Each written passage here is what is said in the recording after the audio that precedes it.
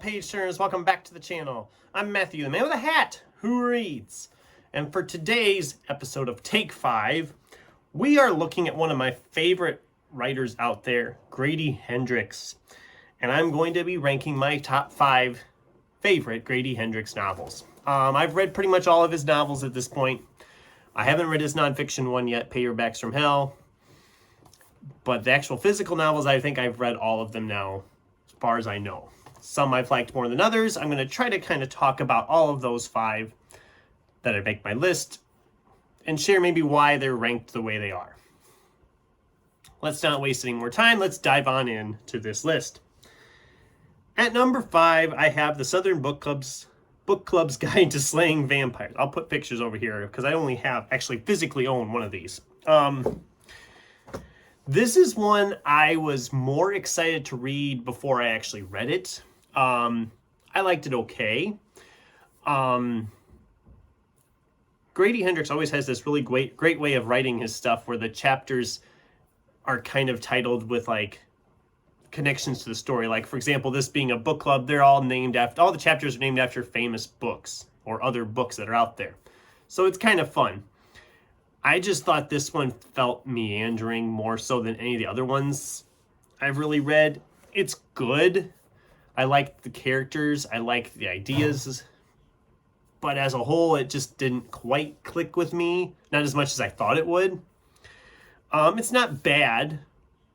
It's just not my favorite by any means.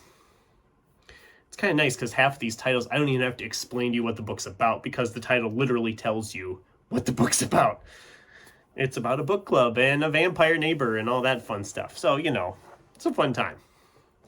Number 4, we have Horror Store. This is probably, I think, the first one that really kind of put him on the map when it came to the horror fiction. About like an IKEA type store that has some really crazy stuff going on. There's like demon rituals or something, if I remember right. It's very entertaining. Each chapter starts off with like the IKEA, like, you know, the instructions on like how to assemble a certain thing from IKEA, like a table or a desk or whatever. But as the chapters progress, the stuff gets more and more torture device like, I guess would be the right word. So it's kind of fun for that, seeing these little blueprints for like guillotines and just these huge traps and stuff. It's just a lot of fun. It's also very short, so if you're looking for like a shorter read in your spooky season reads yet, it's a good one to pick up. Number 3 is the first one I actually read by Grady Hendrix. This is My Best Friend's Exorcism. It's set in the 80s. These 2 teenage girls are friends, but they start to kind of grow apart as they get into the upper years of school. I think it's like high school. They're in like the first years of high school, or maybe it's junior high. I can't remember exactly where it is, but it happens all as we go through. Like, okay, your friends, you might start to distance yourself because you're finding different interests and stuff. And that's what everybody keeps telling our main character is that, oh, she's just going through some stuff. She'll be fine. She's just pursuing different interests from you. And no, there is a possession involved, of demon possession. It's a lot of fun. They made a movie of it. It's on Prime Video. I believe the movie's on Prime Video. And it's a good adaptation. It's not a great adaptation, but I liked the book when I read it. The character's memorable. It's oozing 80s nostalgia.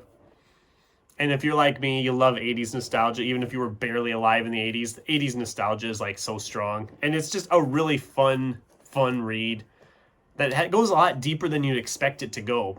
Which is another great thing about Grady Hendrix. His books tend to go into deeper areas than you actually expect them to go to. And number 2, we have How to Sell a Haunted House. This was one after I liked this one quite a bit. It went into a scarier territory than I was expecting it to go. Because it was starting out, I was like, okay, it's going to be lighthearted horror humor, like a lot of the Grady Hendrix ones are. But this one got really dark and really brutal at times with this, when they're cleaning out their parents' house with these old puppets. And these puppets are not they're not what you'd call family friendly anymore. They're very viciously possessed by something. It's so entertaining. And like I said, it gets into some really dark and brutal territory as well. It's kind of amazing, actually. It's kind of amazing. Definitely worth checking out. If you're a fan of I Found Puppets Living in My Apartment Walls, this is a more, essentially this feels like a bigger version of that. That one's really fun too. If you want to know, that's by Ben Farthing, I believe his name is. That's a great little short horror read too if you're looking for something.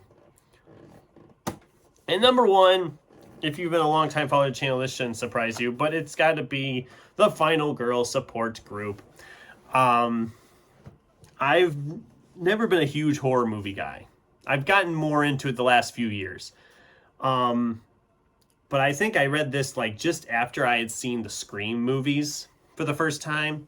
So I had that in my head fresh, and I've heard enough about like some of the other slashers like Texas Chainsaw, Halloween, Friday the 13th, Nightmare on Elm Street, all those classic slasher franchises. I know enough about them as to what they're about, so the characters in here have all kind of gone through similar killing patterns. So it was kind of fun, like nitpicking at that with these different slashers. The chapters are all kind of like,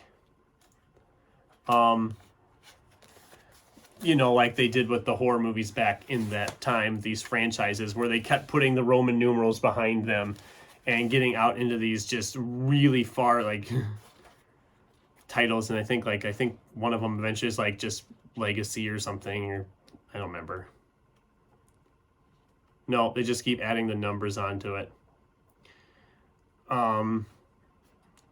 It's a fun read, absolute blast. If you're a huge slasher fan, you will love this a lot because it's just really playing into the whole slasher vibe. If I had time, I would read it again this year, but I just don't have time right now.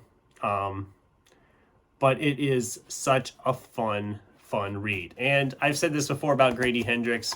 He has the best author picture I've ever seen. That's just, it's great. It's great. So yeah, Grady Hendrix, guys. Horror and humor blend together so well. And these titles sometimes start out more on the humor side, but they will delve into horror as they proceed along. And I really enjoy his stuff. His most recent one did not vibe with me as much as some of these other ones have. But if you're looking for like a good horror read with some humorous tones involved, or you're looking more to slowly work your way into horror, starting with some more humorous into horror, I definitely recommend you give Grady Hendrix a try. I don't think you'll be disappointed. And that's the video for today. I've been kind of sporadic with videos. I'm trying to get better. It's been a really crazy last couple weeks. And maybe I'll get a video talking about some of that here soon. Just a lot going on right now, and a lot of changes, I guess you could say. Maybe I'll do a video talking about all that. In the meantime, thanks for watching, and until next time, keep turning pages.